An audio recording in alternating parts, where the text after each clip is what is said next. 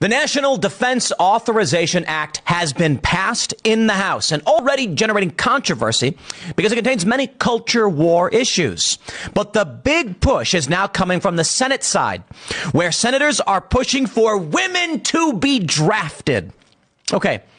Senators push selective service registration for women in National Defense Authorization Act. And we have the major highlights here from the Senate This is the United States Senate Committee on Armed Services for the fiscal year 2025. The executive summary published June 2024. Ladies, I hope you are ready to be drafted. Now, of course, this news is a little early. Okay, the House has passed the NDAA. The Senate will have to pass theirs. We don't know if this will actually happen. They try all the time. They tried almost 10 years ago to make it so that women must be drafted. And it failed every step of the way. Why? Because feminist voters, Democrat women, will never vote to send themselves to war. But oh boy, do I have some reactions for you. Now, the funny thing with all this, it shows you the pure interests. The overwhelming majority of men right now probably would not vote for the draft. Why? Well, the system is completely broken. We are not fighting for some great patriotic cause. It's international conquest, American hegemonic power. It is oil conflict. Not too many people are revved up to defend the international financial machine, unfortunately.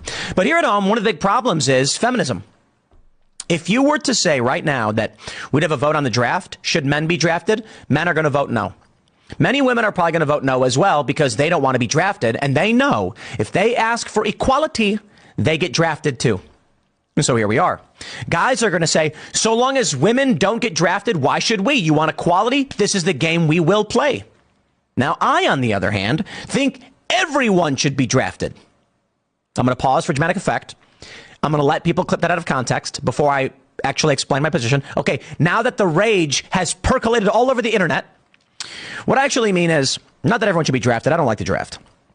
But in a country of patriots, with real issues at play, with a functioning culture and government, drafts would only be necessary for the actual national interest.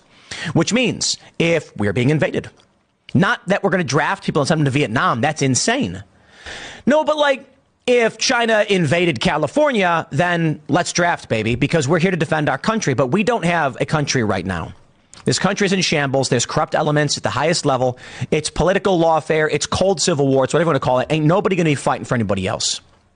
So for the time being, system don't work. My ideal system actually would be, and actually, I shouldn't say ideal, but my